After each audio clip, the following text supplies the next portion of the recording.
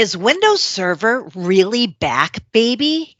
It sure seems like it if you look at all the new features slated for Windows 2025. But why is Microsoft suddenly investing again in Windows Server after several years of just keeping Server on life support? Welcome to the Directions on Microsoft Briefing podcast. I'm Mary Jo Foley, the editor-in-chief here at Directions, and my special guest today for this episode is Directions analyst Jim Gaynor, who specializes in Microsoft collaboration technologies, including Teams, enterprise infrastructure, and Windows Server. That's why he is the guest today. Before joining Directions on Microsoft, Jim held positions in a broad range of industries, including online gaming for Wizards of the Coast, enterprise infrastructure and operations for a global engineering consulting firm, and academic and research computing at the University of Washington in Seattle and The Ohio State University, where he also taught undergraduate computing courses. Welcome, Jim. Thanks for doing the podcast today. Thank you, as always, for having me. It's always fun to be here. Great. So I want to get your take on this. Is Windows Server really cool again? What do you make of all this hoopla around Windows Server 2025? It feels like suddenly Microsoft's talking up Windows Server after not really talking it up for a couple of years. Got any theories about what's going on here? And they can be crazy or otherwise. Okay, so Windows Server 2025 is definitely getting a level of attention we haven't seen in a while, and I think they've kind of been ramping up their attention on Windows Server in general for the past 2 years. But it feels like 2025 is going to be a much more substantive update than 2022 was. So in the tradition of one of our founders, Rob Horowitz, I have 3 main things. So first off, everything's got to be 3 lists, 3 things. Threes, yes. Remember first off that starting with like Windows Server 2016 and 2019 and up to 2022, we had these semi-annual channel versions. There was even Current Branch for Business for a while. They kept renaming them. But Microsoft was really going after the container market with Windows Server then. Everything was about finding a way to make Windows Server the OS for your container images, not as much container hosting, but about Windows Server was going to be in containers. And that required a fast update cadence because Windows, because containers tend to evolve quickly. But that honestly didn't work out. There's definitely some use cases for Windows Server as a container OS, but overall, Linux won that fight. I think we can say that Linux won that fight. And also, the fast cadence of the semi-annual channel itself really didn't work out for enterprise customers using it as a server OS either, because they want their Windows Server deployments to be long-term and stable. So with Windows Server 2022, when that came out, Microsoft said, okay, Windows Server is back to being long-term support only, LTSC. We're going to nix the semi-annual channel, and we've got this Stack HCI thing over here in Windows Server Azure Edition. We'll use those for making new things and maybe we'll bring those to Windows Server later on the LTSC, and they did. So there's things in Stack HCI and Azure Edition that they've been working on that are coming to Windows Server, and they have some heft to them, but they were much more over there than the semi-annual channel stuff. So now it feels like that's more substantive. We've got more to talk about with Windows Server 2025 with those things that they're bringing over that they've worked on in Stack HCI and Azure Edition. And it didn't feel like that drip, drip, drip of updates with the old semi-annual channel that made the actual LTSC feel anticlimactic. Okay. Second thing is security. And sure, Microsoft had major security efforts in the past. They love to sell you new security services, but attackers have continued to ratchet up in the last several years.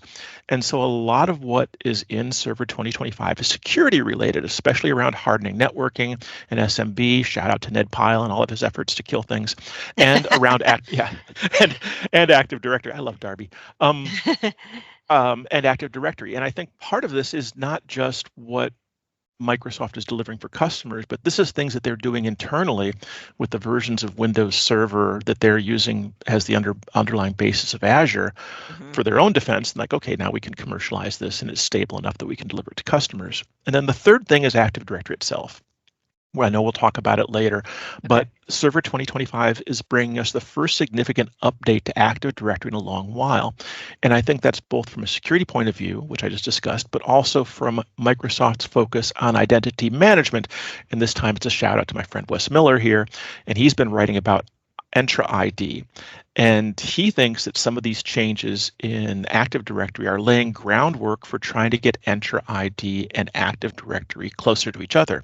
So there's three big things here, and that means that Microsoft's got a fair number of reasons to push this and makes this version a lot meatier than just another 10 years of long-term support. Okay. I like the theories. They don't seem too crazy. They seem very sound to me. Well, analyst thing, you know. Okay, so let's break some of this down because you just covered a lot of points. Yeah.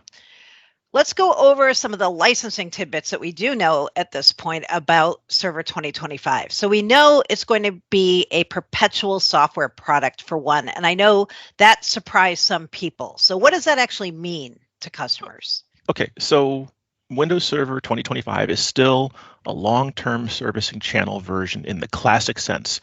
They've said that there's going to be 5 years of mainstream support and 5 years of extended support for this. So you buy that, and this version is going to be supported for all intents and purposes for 10 years into the future. But you're only going to get, those first 5 years is when you'll get feature updates and that kind of stuff, and then the second 5 years is mostly just bug fixes and security updates. Right. And while there's benefits to getting software assurance, and there's going to be other methods to license Windows Server, which we can talk about in a little bit. That core way of, hey, I'm going to buy my Windows Server license and I'm going to buy my CALs and my core CALs, and I've got them, and I can keep running them. And unless I'm using one of these other methods that requires ongoing rights, if I just do the traditional way of buying it, I buy it and I've got it, and I don't have to pay anything more, and I can just keep running it. And people like that model. They do. People like that assurance that, okay, if I've made my capital expense, I can depreciate it over 3 years, and I've still got the thing. Right. And that is something I think that just kind of is helping to put a lot of customers at ease. Okay. You also mentioned when we started out that Windows Server, Azure Edition, and Azure Stack HCI had features that are now coming over to Windows Server with the 2025 release. So let's talk about one of those, SMB Over Quick. Explain what that is, and is that a big deal? Okay. So first off, I do want to mention that, as I said, none of this is a surprise. Right. If you've been following things, we did know that Microsoft was going to take those features and bring them over to the LTSC version. Not necessarily which ones, but that was where they're going to develop them. So SMB Over Quick it's a new version basically of doing your standard SMB networking, your server message block for doing file servers and such. And SMB Over Quick both is faster because it's doing it over HTTP, and there's more encryption. It can be more secure. It can be much more performant. And because it's doing it over HTTP, we're putting that over the same port that pretty much everything's going over to the ports, the HTTP and HTTPS ports now. So those don't get blocked on firewalls. So you can do that through a firewall. It'll allow you to access a file server without a VPN. So for a lot of users in a more remote situation, standard SMB where you have to be in the same physical network as your file server, or you've got to log in through a VPN. It's a pain in the butt, and it's also slower. SMB Over Quick both is more performant, and it allows you to access those file servers without going through a VPN. So for a more mobile, sometimes working from home, sometimes working in the office workforce, that can really be useful. You don't have this VPN to maintain. The downside, of course, is that both the server and the client need to support it. So if you want your file servers to be doing SMB Over Quick, well, they're going to have to be, in the past, they had to be Windows Server Azure Edition, which you could only run in VMs. Now you'll have that in Windows Server 2025, but also you still need it in your client OS, which is Windows Server, Windows 11. It's on the brain. Windows 11, and SMB Over Quick is on Windows 11, but it isn't in Windows 10, so you'll need to update on that side there. So it can really be useful. Oh, nice. Okay. Another feature I've heard Microsoft talking up quite a bit already for Server 2025 is hotpatching. But in order to qualify, I know servers must be ARC enabled. So I'm curious if you think this is worth doing, or is it more of like a gotcha? In between.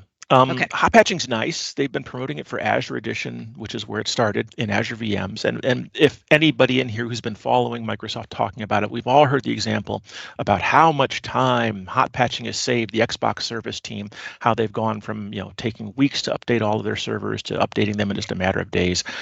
And that's great. That's great. It does have a lot of good stuff there. But at a technical level, there's some limitations here. Hot patches have to be made specifically for hot patching. It's not just I can take any patch and hot patch it. So they have to make these specific security hot patch packages. So you only get them for planned security patches. If a 0-day comes out and you've got to patch that, that's still going to require a reboot because that's not a planned patch. They didn't have time to make the specific hot patching package. And there's still cumulative updates that need to be applied on about a quarterly basis, and those are going to require the regular patch reboot cycle. So there's limitations there. It doesn't mean that suddenly you never have to reboot. It means for planned security-only updates, you don't have to reboot, but you're still going to have to reboot for 0 days and for those cumulatives. And as for the ARC enabling, it's actually a little bit worse because it's not just that the servers have to be ARC enabled and connected to Azure, because they do, but they're doing this partially because there's an additional subscription fee. They haven't announced the specifics of how much, but Microsoft's been clear in all their talking about Windows Server 2025 that hot patching will require you to ARC enable your servers, and you're doing that because you're going to have to pay an additional subscription fee for the privilege of hot patching on top of your server OS license. Now, I'm sure there's going to be carve-outs. If you're running your Windows Server 2025 on Stack HCI, you'll get it for free. There'll be other carve-outs, of course. But if you're doing your traditional perpetual licensing and then you want to be able to hot patch them, you're going to have to ARC enable and pay an extra subscription. And I think that there's going to be a lot of customers that'll take a pass on that unless they've got really significant uptime requirements. They really need to minimize the amount of time it takes to patch. Okay. I didn't know that about the fee. That's interesting. So thanks. Yeah. Thanks for unearthing that little detail. they actually, to their credit, they aren't hiding it. I mean, yes, you read the promo about hot patching, but every time that they've actually had a presentation about it, they've been very clear. They've been said, yes, there will be a subscription fee. And now let's talk about all the cool things about it. But they have actually said it. So okay, good to know. All right, I'm going to take a quick break because I want to mention Copilots, because we don't hear enough about these from Microsoft lately. Just kidding. Yes, we do. At Directions, though, we realized our customers and we analysts ourselves need help tracking the constantly growing family of Microsoft Copilots. Names keep changing. Licensing and pricing keeps changing. New Copilots are appearing regularly. Sometimes it feels like daily. So we created at Directions a chart that pulls together all the basic facts about more than 30 business-focused Copilots. Our chart gives you an at-a-glance understanding of each Copilot. You get the scenarios, the training, the customer data used, licensing costs when we know them and can figure it out, and dependencies on other Microsoft products. So if you're already a Directions member, you can already get this chart. It's easy for you to just download it, especially frequently because we update it all the time. And if you're not yet a member, you can get a free copy of this cheat sheet by going to directionsonmicrosoft.com/Microsoft-Copilots. So you have a way to just fill out the form there and you will get the chart as well. If you're on the site, we have a blog, we have a podcast, and we have lots more information on all things Microsoft licensing and tech related. So check out directionsonmicrosoft.com. All right, I'm ready to serve up some more Windows Server questions for Jim. I'm going to break in though. I mean, I know you've got the script there. The chart is freaking amazing. It is. I'm serious.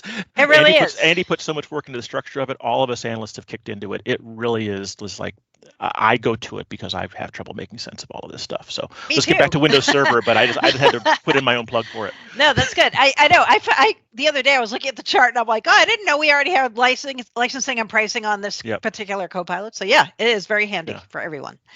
Okay, back to Windows Server 2025. I want to talk about GPU partitioning for Hyper-V, which is another new feature they've been touting for the coming release.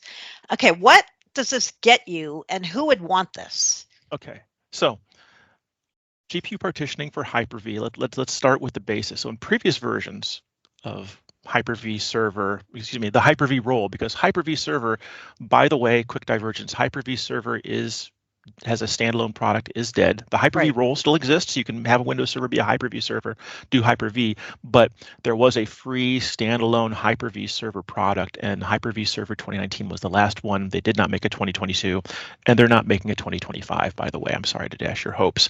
But in the Hyper-V role, you could previously assign a GPU to a VM, which meant that the VM saw that it had a GPU, which was great for a lot of different, whether you're doing machine learning, or if you're trying to provide a remote workstation for people who are doing, ArcGIS, large graphic analysis stuff. But it was the whole GPU. So it's nice, but it's kind of all or nothing. Yeah.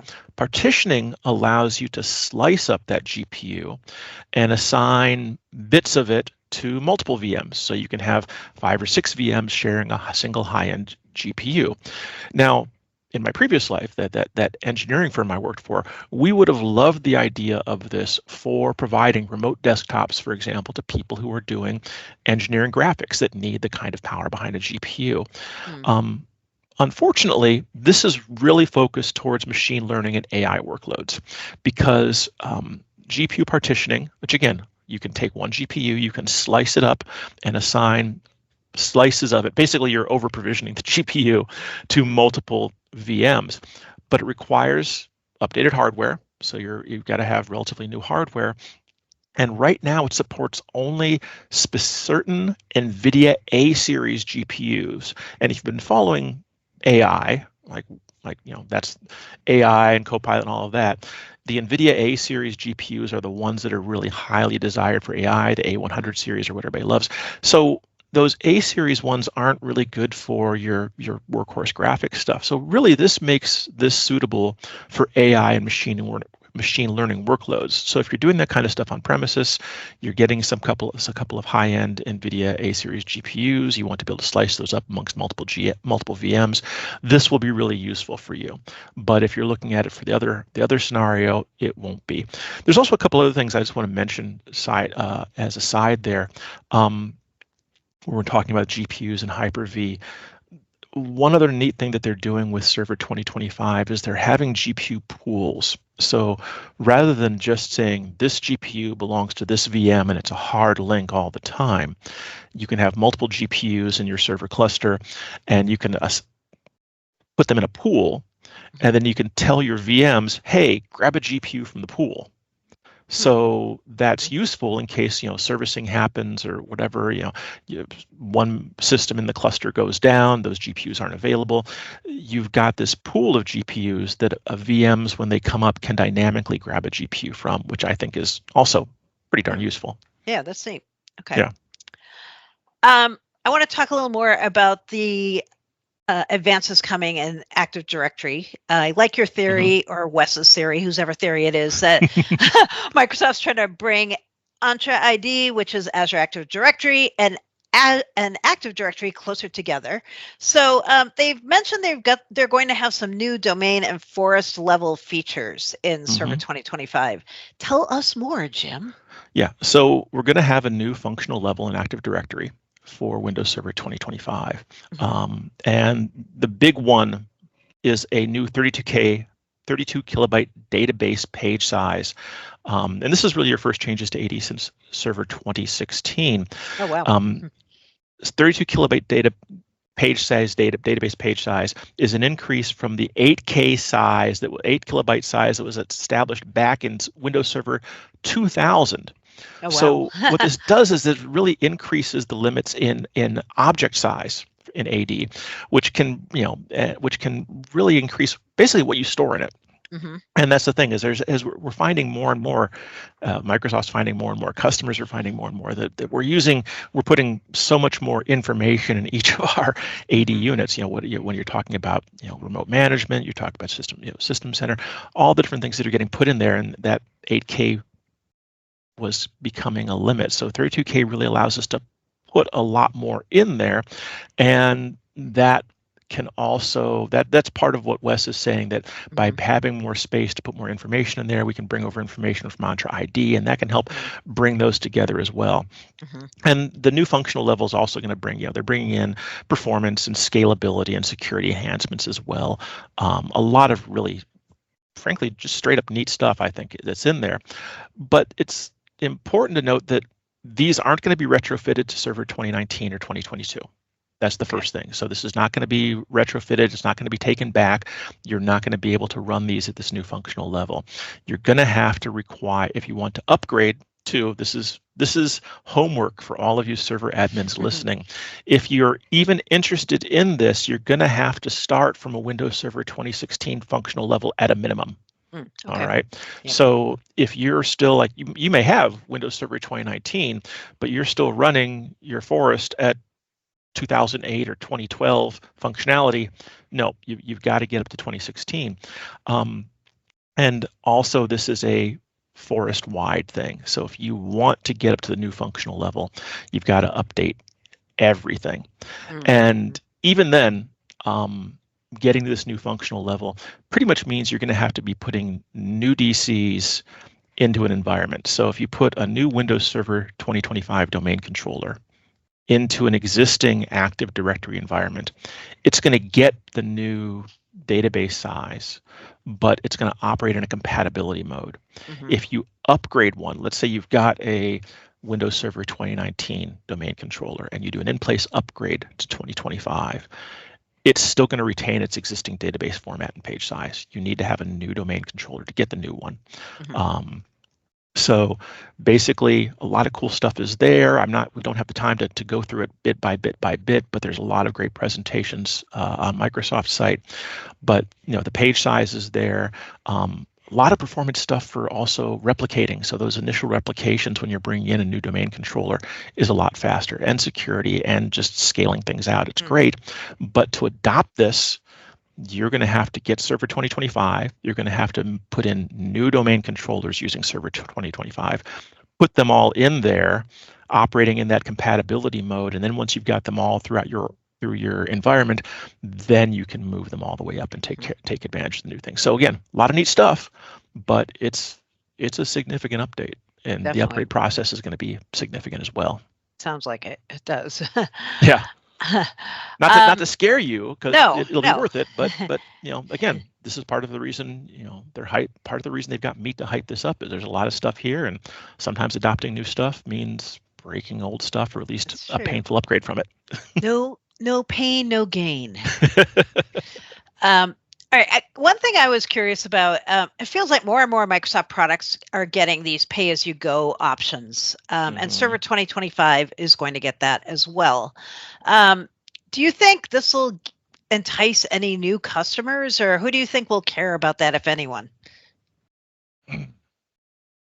Yeah, I know. I'm kind of the same way. I'm like, it feels like pay-as-you-go makes sense for certain kinds of Microsoft products, but on-premises server, I don't know, does it? There's some organizations, I come from a more traditional background. You wanted capital expenditures that you depreciated over 3 years. That was the way you did things. Right. Having this ongoing operational expense was, a bit different, but some customers like having all that in OpEx. So there's that. And it's definitely the new normal. For Microsoft, it's much better. They want you on a subscription basis because they want that continuous revenue as opposed to spikes of revenue that time comes by.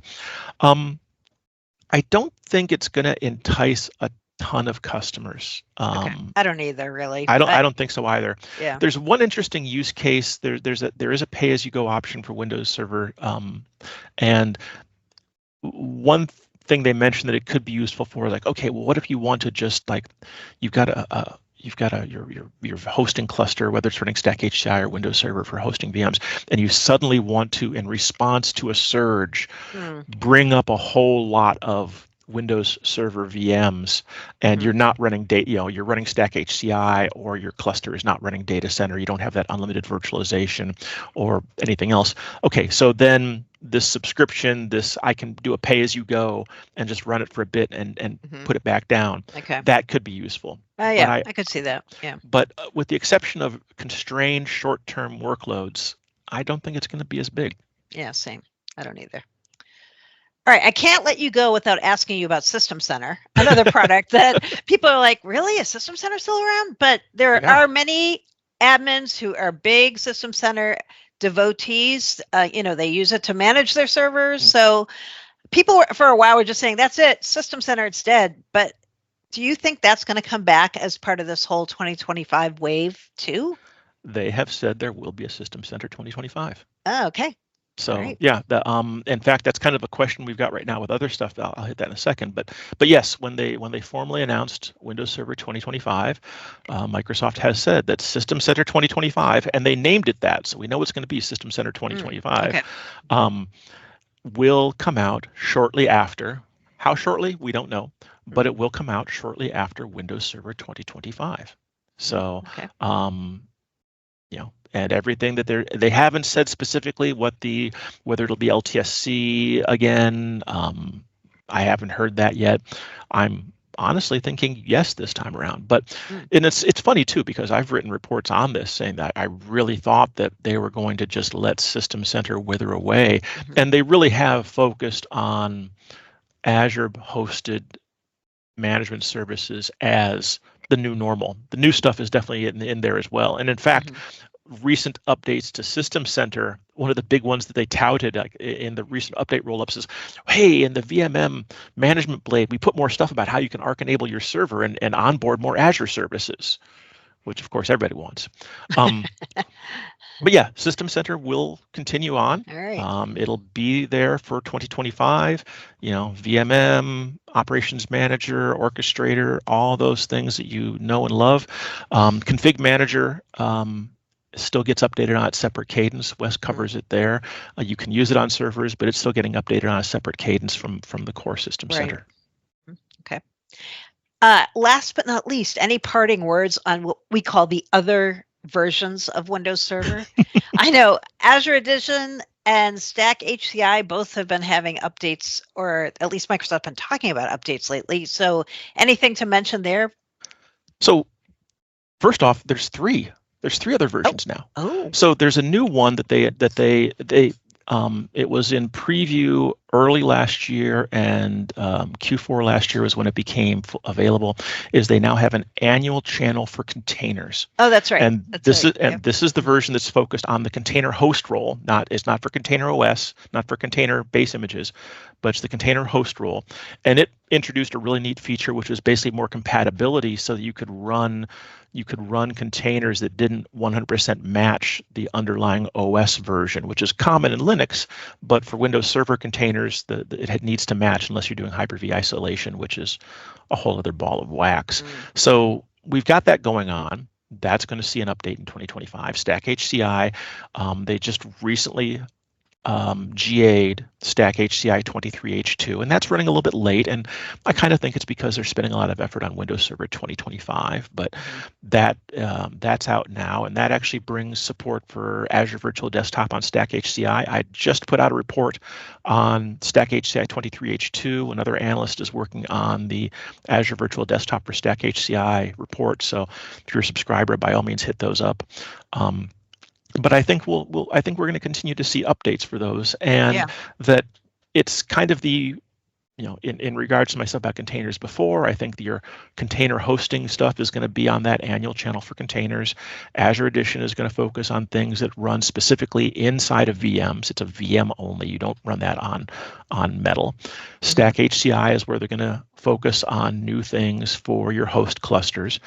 And those will continue to update over the next 3 years until we see Windows Server 2028 or whatever that comes out to be. All right. But also those that are focused more like the annual channel for container requires SA.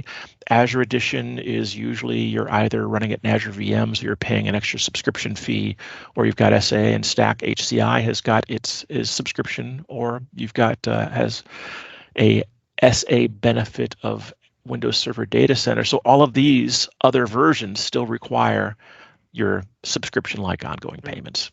Yep. Okay. Great. Well, thank you so much for all the updates, Jim. That was really good. I love operating systems. So for me, this stuff's fascinating. So thank you so much for doing that. It's nice getting close to the metal sometimes. You can talk about all this abstracted stuff like, oh, here, this is some PAS, this is some SAS, here's this all. But sometimes you're like, I just want to get in and get my hands on a hard drive sometimes. Spoken like a true former IT pro. All right, to close, I want to remind our listeners they can find lots more coverage of all things Microsoft related on directions on Microsoft.com. Thank you so much for listening. If you have questions, comments, or any topics that you would like to hear our directions analysts cover in one of these podcasts, please do not hesitate to contact me via Twitter at Mary Jo Foley. And speaking of Twitter, give us a follow at DirectionsMSFT for all the latest Microsoft Enterprise product and licensing information. Thank you very much.